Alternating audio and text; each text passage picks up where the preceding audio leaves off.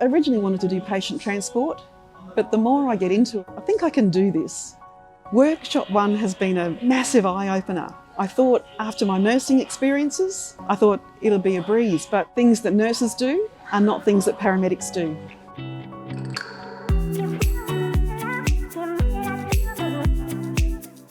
My name is Fran. I'm from Victoria Point in the Brisbane Bay side of Queensland, and I'm doing the Diploma of Paramedical Science.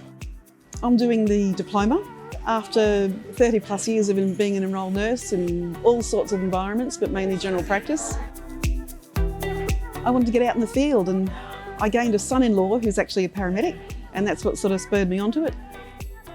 So I was constantly working with patients, but now I'm looking forward to actually seeing a different dimension of it.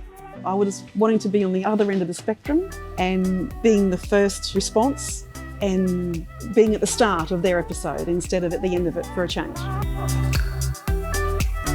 The facilities are amazing. The equipment is really, really good. The simulated ambulance, the back of the ambulance, you know, where you're learning to put the stretcher in and out, it's just amazing.